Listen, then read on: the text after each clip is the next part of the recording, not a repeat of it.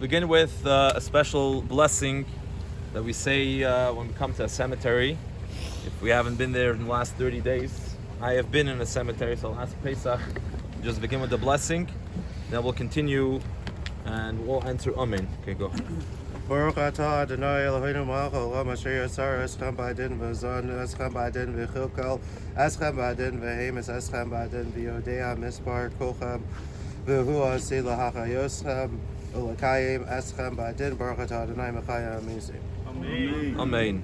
Blessed are you, Lord, our God, King of the universe, who created you, who lie here in judgment, nourished you in judgment, sustained you in judgment, and brought you to death in judgment. He knows the number of you all, and He will eventually resurrect you and maintain you in judgment. Blessed are you, Lord, who revives the dead.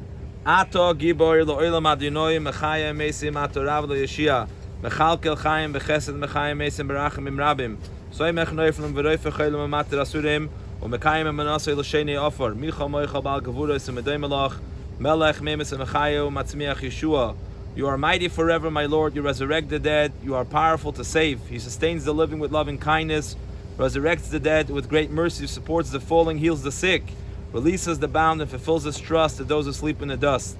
Who is like you, mighty one, and who can be compared to you, King, who brings death and restores life, and causes deliverance to spring forth? V'al kol zeh anachnu chayavim l'hoides l'cho l'yachet hashimcha hagadol hagiber v'anoira ein aroich lecho adonai Eloheinu b'olam Hazev yein zulascha malkeinu lechayei havoila mabo efes biltecha goyaleinu limahois hamashiach v'yein doime lecha moishienu Li yischiyas ha-mesim.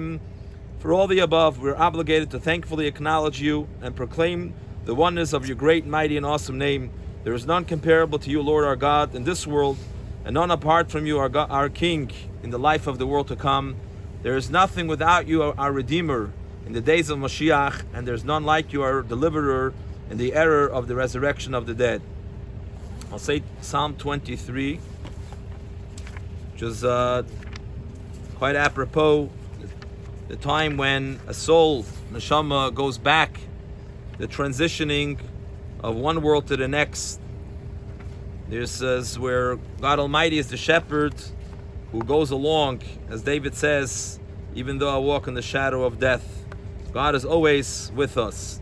Mizmoile David Adonai roi lo yechzor b'nois deshe yar b'tzeini amei menuchos yanaleini nafshi yishoi veiv yancheini b'maglei tzedek oy leman shemoi gam ki yeleich b'geitz almo v'oves Lo yirara ki ato imadi shiftecha umishantecha heima yenachamoni taharoich lefonai shulchan neget zoidedoi Di shanta v'shemen roishi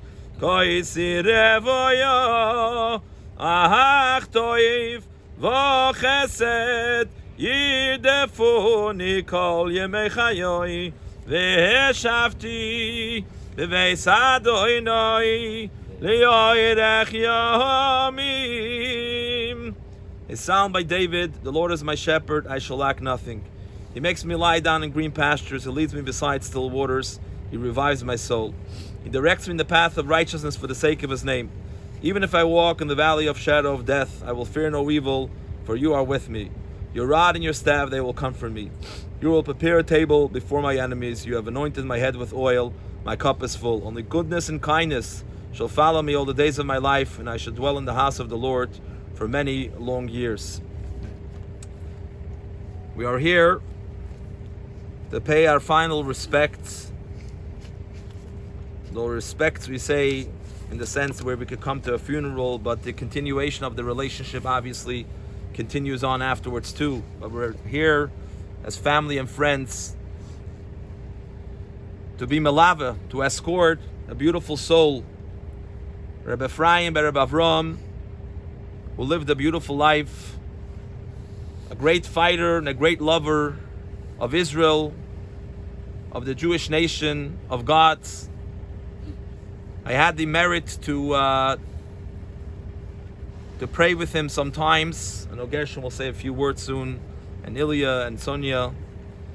Though on Friday afternoon we do not officially eulogize anymore, I just want to bring out a couple of points from listening and from what I remember also when I prayed with him a couple of months ago in the hospital, when I went in and he was laying there and he was a little verschlafen, as we say. He was a little down, and then I asked him if he wants to put on tefillin, and at first I didn't understand. I didn't chap, like I say, he didn't realize what I'm asking.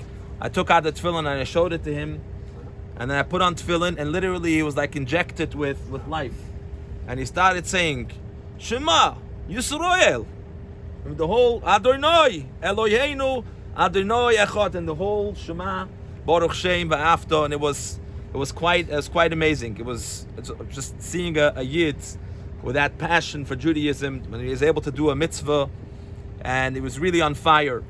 And that's really what sums up the life of Rebbe Ephraim. Ephraim, which was apropos as we're going into the portion of Yosef. Yosef just descended to Egypt in this week's portion, and really what keeps him going is this concept of these two names that eventually names his children, Ephraim and Manasseh. Ephraim means to what? To be fruitful, even in the land of my pain, to be successful in Russia, during communism, and then to go to Israel because he wanted to fight for the Holy Land after the 6-day war. He went to Israel, then he went back again. And that time, famously he was there during Gush Kativ with staying there and fighting, to maintain that the Jews should be able to stay there. Again, not going into the political side, but the message which we see from this is that a Jew is ready to put his life and to put his entire being in a place where it might be dangerous for a person at that age, but really like Yosef. Yosef was ready to go and see his brothers, even though he knew, as Rashi says, that he was told by the angel Gabriel that his brothers want to kill him. Nevertheless, he was ready to go because he wanted to teach them a lesson about being respectful to a father. He wasn't sure what was going to happen, but he was going to teach them a lesson, just like the Maccabees who went to fight the few people to fight the many, all to teach us a message of Mesiras Nefesh, of self-sacrifice, to fight for Judaism and fight for Israel and fight for God and fight for His Torah. And that's really who Ifim, Rebbe Ephraim, Rebbe Avram is and was, and he really inculcated that within his children and grandchildren to really continue fighting for Yiddishkeit. So in the week of Yutas Kislev, the week that we celebrated the liberation of the Alter Rebbe, Reb Shnei Zalman of imprisonment in Zaras, Russia, which is really the holiday where we celebrate this concept of Hasidism and Mesiras Nefesh, acting with self-sacrifice and doing things with love and passion for Judaism. It was quite remarkable, coming from the background of his parents, which were not openly, they didn't know so much about Yiddishkeit, and he just fought and constantly was longing to do more and more for Torah and mitzvahs and for God, and that's what he bequeathed to his children. So in that merit, may you be a good better, may you be a great advocate for the whole family, and the power, the passion, and the enthusiasm that he put in should remain with them for life. And very soon, hopefully, we should be able to be reunited with him with the coming of Mashiach, as we just read in the prayer, with the resurrection of the dead, and then we'll be able to celebrate together the whole mishpacha, the entire family, in Yerushalayim HaKodesh, and celebrating Chanukah in the Beis HaMikdash. I would ask Sonia, you want to start? Come.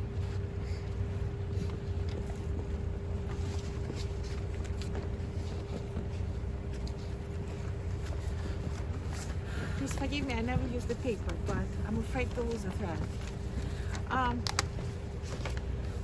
My dad was quite a unique individual. He was... Can you hear me? Is it better?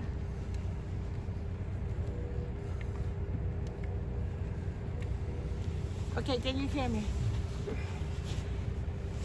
He was quite a unique individual. He was, it's okay, they can hear me. Sure.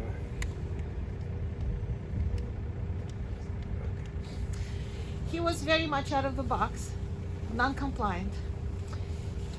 Not the type who would follow directions, obey, and go by rules and regulations. He always wanted to be different. And I think he passed it on to me and my brother and my son as well. He was a great doctor and a lover of poetry, and kind of propelled me in the same directions. One time I asked him when he was getting ready to leave for Israel, first time, why are you doing this? And the answer was, I want to enlarge the population of Israel by one person. So when I shared this with my friends, their reaction was, oh, that's plain crazy. And it really is not. He was trying to be a part of something which was bigger than him. And a few days ago, when he started feeling very tired, he woke up once and he said to me, Sonia, I'm leaving. I'm just about to exit. I think I had some type of function, some type of mission here. I just don't know what it is. But I must have had a purpose. Well, so I'm going to try to sum it up for him, because I think he can hear me. I think he was trying to be a part of something larger than himself. That was it. I think it's quite significant. He was the kind of dad who was always standing by and ready to help. One time when I was a student and I rented an apartment in Philadelphia, not in a very safe place, late at night, some drunk guy tried to break in. It was very scary. So my dad lived about half an hour drive. So I called him, and then I called the police in that order. So the police came, the guy was confused, he thought it was his house. The police took him away, and then my dad showed up. He was dressed in a coat on top of his pajamas, and he had a big frying pan in his hand, because that's the only thing he thought of grabbing on his way out of the house. He told me that he ran through 5 or 6 red lights on the way. I said, Dad, do you realize that if police would start chasing you, would have a bigger problem? And he said, I don't care at this point. I'm here. So I was so shaken, he saw it, and he stayed overnight. He slept on the couch, and he had a job as a doctor at that point. And I said, why don't you go home? You have to get up early tomorrow. He said, no, I'm not going anywhere. He slept on the couch. So now I kind of don't have anyone who will be ready to do this. Well, Ilusha has to get ready, get some frying pans. But that's the kind of person he was. Another time, when I had my baby, he turned 6 months old, and I was already by myself, and I didn't want to go back to work and put him in daycare.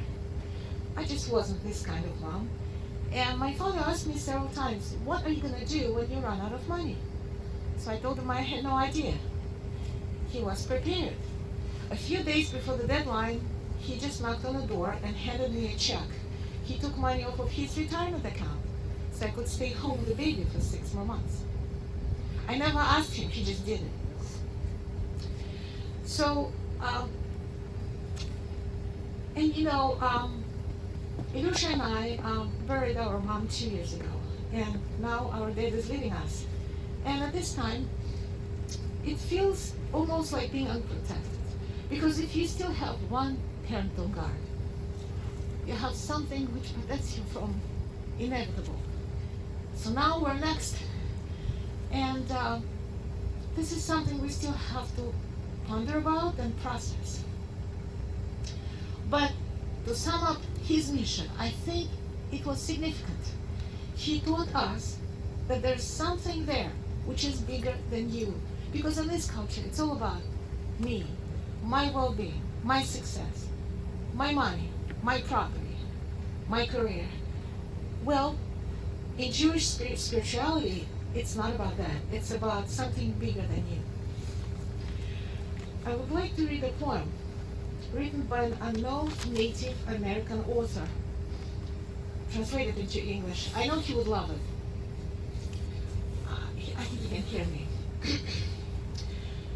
Don't stand by my grave and weep. I'm not there. I do not sleep. I'm 1,000 winds that blow. I'm the diamond gleams on snow. I'm the sunlight on ripened grain. I'm the gentle autumn's rain. When you awake in morning's hush, I'm the swift uplifting rush of quiet birds in circling light. Do not stand at my grave and cry. I'm not there. I did not die. Thank you.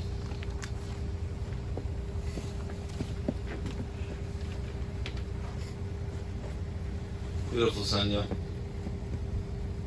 Just to, the poem is beautiful. There's a level of the soul that remains here, right? And then the rest of the part goes up. But always you have the ability to come and pray and connect to that level, the lowest level of the soul, right here with that. Really good.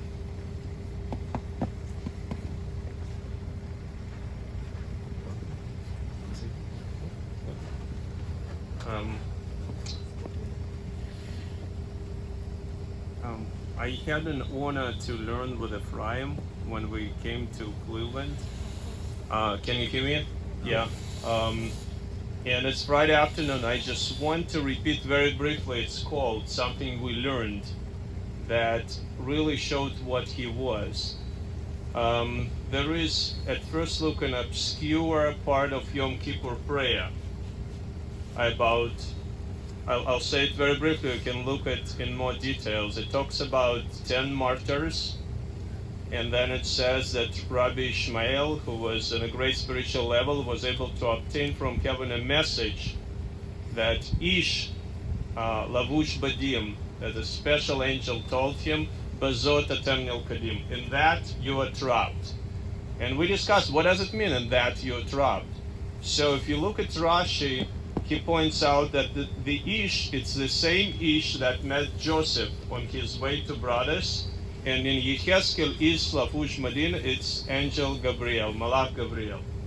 And Bezod atem nilkadim is related to what we read in Torah, Bezod tibachenu. It's the same Bezod. You will be tested, Bezod.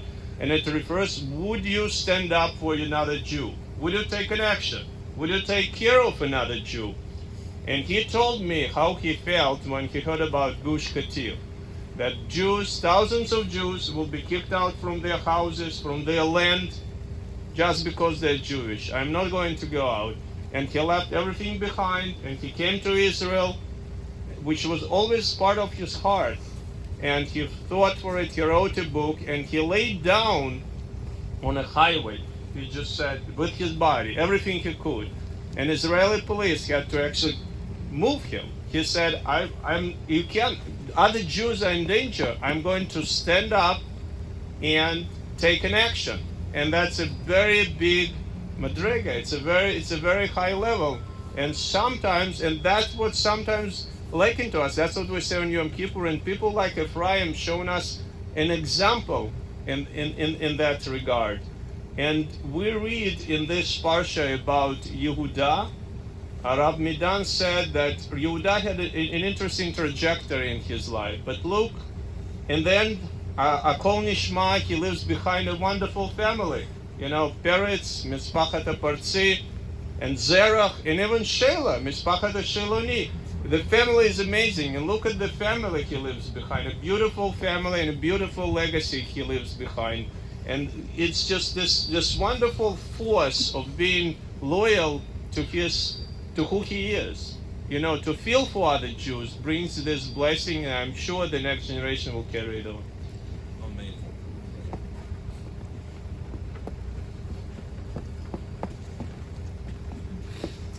There is fairly little I can add to the wonderful words that were said before, but very briefly. My father had a very unique life. Very few people realize how unique. He was born in 1933. For a Jewish boy born in Eastern Europe, to make it to 88 would be a miracle. But to make it to 88 in this circumstance would be a double miracle. Not only to survive, but he was able to maintain this attachment to Yiddishkeit. Few people understand how unusual it was. In the mid-70s, in 1975-74, when he got interested and moved to Israel, very few people in his environment had any idea what it was, or why, what, and where. And he was able to find people who would teach him a little bit here and there, and he maintained this momentum all his life. When he was young, when he was older, in old years, when he was in his mid-career, he was always searching, looking for answers. And he has this vector in his life toward Yiddishkeit, toward Jewish tradition. And basically that's the only thing I have in common with him. I didn't marry to live with him when I was growing up. I didn't basically meet him on a daily basis until I was in my 40s. But what I have in common with him is Shabbos, is going to shul, davening, Jewish tradition, and that's basically the biggest thing that I have in common with him. When I look back, these are the only recollections I have of him. I don't have that many recollections that go back years and years to childhood, but the recollections I have of the past, 10, 15 years when he dwelt in Cleveland, when he was in my house, when we sat at the Shabbos table, when we went to shul together. So that's the memories I will have of my father going forward, and hope that that will be continued, door by door with my children and hopefully grandchildren one day, and we'll try to maintain what he started. And again, another point I wanted to make, it's a relative value of things. A loaf of bread in this day and age is not a huge value, it's not expensive, everybody has food, but let's say in the winter between 1941 and 1942 in Europe, it would have been a tremendous value, a price of life. A loaf of bread was everything, in time of starvation. So my father was able to do some Jewish things in the times when they were very scarce, when they were very rare, when very few people even knew what it was. So he was able to search for them, to find them, and that's remarkable ability, and I hope that me and my family might have the merit of continuing in this pathway.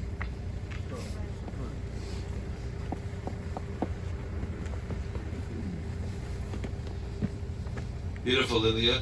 I just want to mention that it's quite remarkable, the dedication of Ilya and his family and Sonia to their father, and before and to their mother too. It's quite amazing, the dedication, and how they constantly were there, taking care of him, even in difficult times, even when they have to sometimes not listen to his plea of take me out, and do what's right for his health. And therefore Hashem should bless you and your family, that you guys should be able to see tremendous nachas from your kids, and God willing from the grandkids very soon. I would like to ask Gershon, Mr. Kozeki, to say just a few words. He had the merit to put on tefillin many times with him in Menorah Park. Just want to say that every time I went to see him, we had a conversation. He knew everything that was going on in Israel. Reading the newspapers, he cared so much, and there's a lot was said about Gush Katif, which of course in Gaza, and he knew how bad it was going to be if the Jews were evacuated from Gaza. And one of the things they did there is the men would clasp hands, and they did everything they could for the soldiers not to get past them. There were no bullets fired. Of course, you don't want to fire on another person, another Jew over there. And it took the soldiers quite some time just to get past their arms. He was such a Jewish patriot. It was just unbelievable. And I just want to add one other thing. There was a girl during that time, an Israeli girl, who was here temporarily in Cleveland. And she went back to Israel, and she communicated with us, and this is what she said. She landed in the Israeli army, and one of her duties was, her orders were to go to Gush Katif and evacuate all the women out of there. She said she hated it, but she felt she had to do it because if not, what happens there in Israel is they just get somebody else to do it, and you get severely punished, and nothing changes. You can get a dishonorable discharge. Terrible things happen. You can't get a job. But what she said was she went there, and all the ladies in Gush Katif and Gaza were crying. And she said she was crying like they were, and while they're all crying, she's evacuating them. But Ephraim, Itin knew how bad it would be for Israel. He knew it was going to be terrible. He did every single thing he could to stop it. Of course, without bullets, and of course we know what happened. Now Hamas is there, and he knew it before a lot of other people knew it.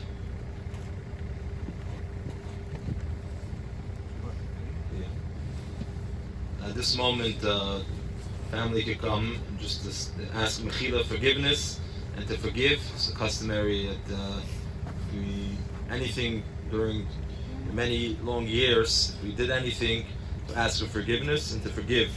And afterwards we'll do the kriya, the rending of the clothing.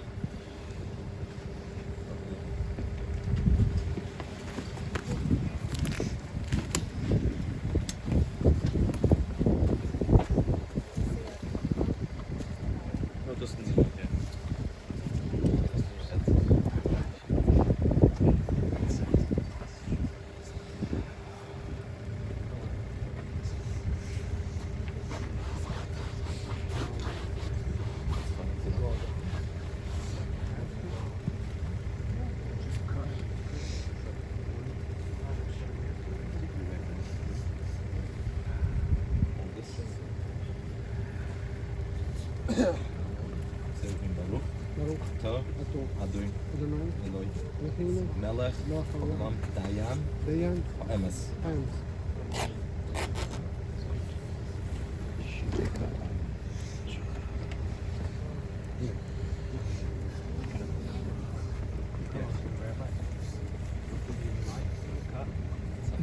Gib a fruit zu tun. Was? Gib a fruit zu tun.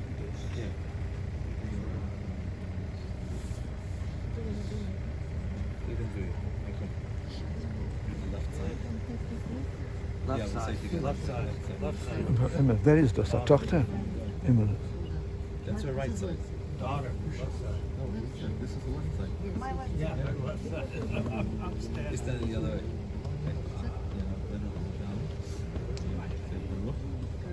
Ato, Adon, Elohim, Melech, Olam, Dayan, Emes.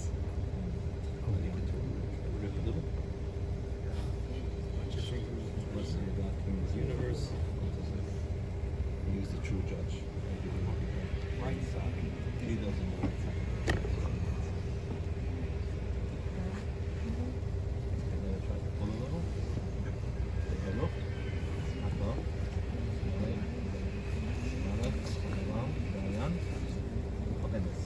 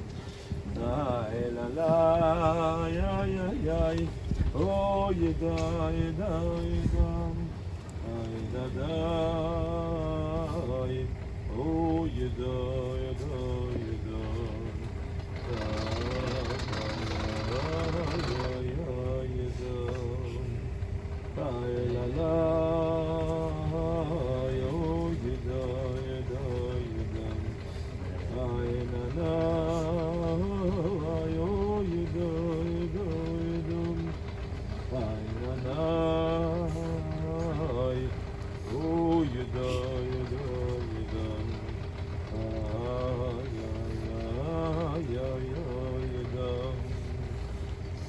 Oh, you die, oh, you die, da, oh, you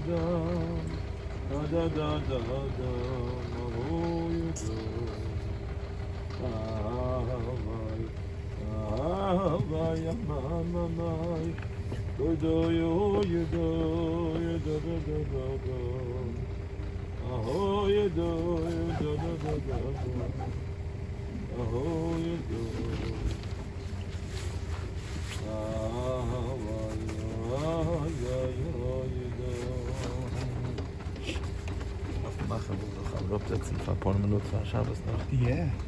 Ja. Machen da. Hm? Zum Beispiel setzen da. Wo? Da? Ah? Da im Office. Ah? Setzen.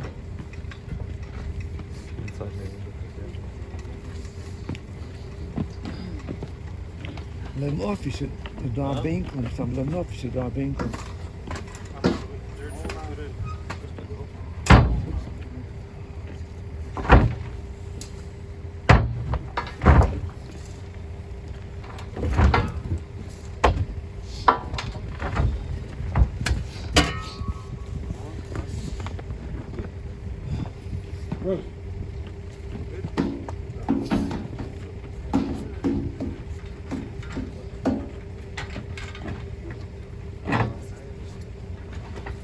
Beim staan in Office daar bijeenkomst. Ja, ja. Dan ben ik het af, zo kan maken we Zijn die ook twee van Schwester? Ja. Ja.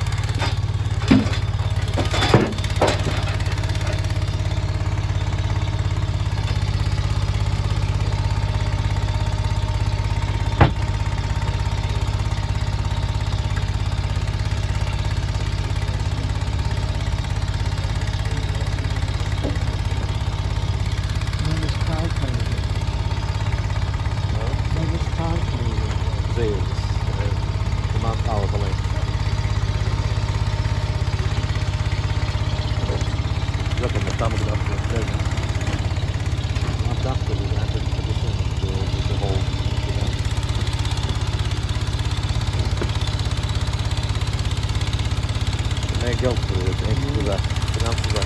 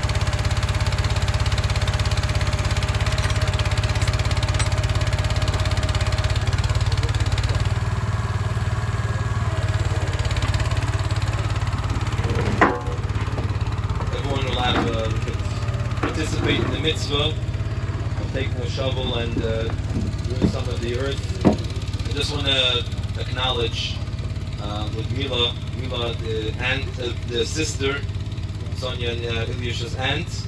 She should have continuous good health and to be able to celebrate many happy occasions with the family. Thank God she had the merit to come a couple of weeks ago and to spend some time with Ephraim.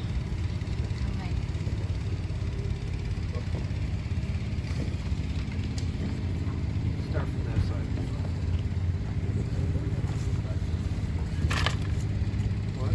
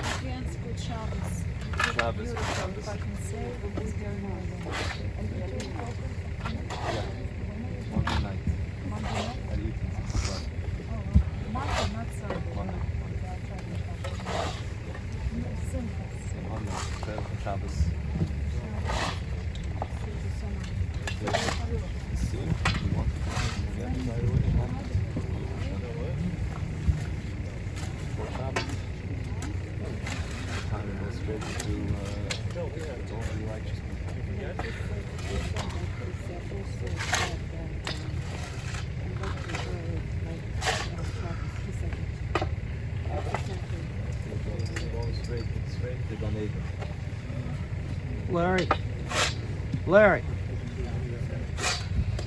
Yeah.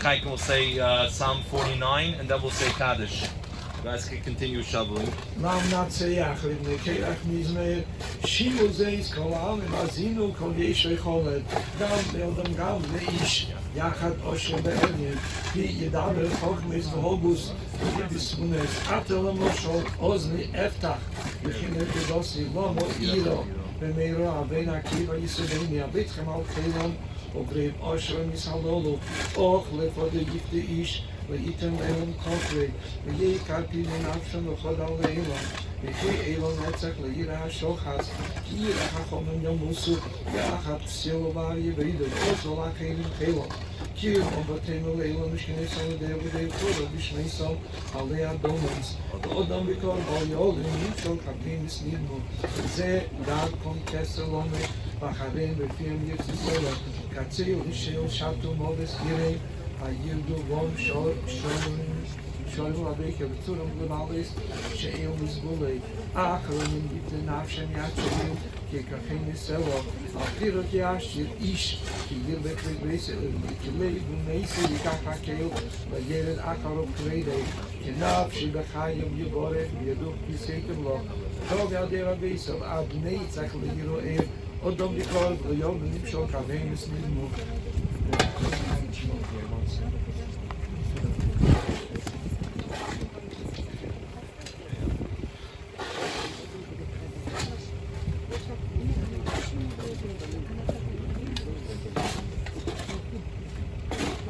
Okay, we're gonna.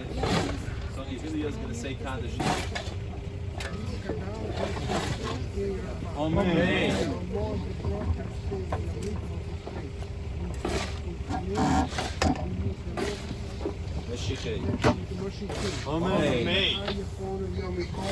וחיי דחול בייס ישראל, והגלה ובזמן קריב ואמרו אמן. יהי שמיר אברהם ואברהם ואברהם יהי שמיר אברהם ואברהם ולמיו.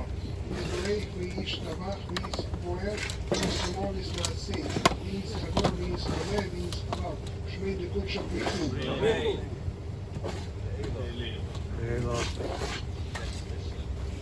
Тема, мин кол, Беркowitz-Kumin של הסוטים בקצר וקצר, דאמירן בעומד אמרו אמן. יחי שמי רבה, יחי שלום ורב אדמין שמיה, וחיים טובים עלינו ועל כל ישראל ואמרו אמן. היעשה שלום וברמות הוא יעשה שלום עלינו ועל כל ישראל ואמרו אמן.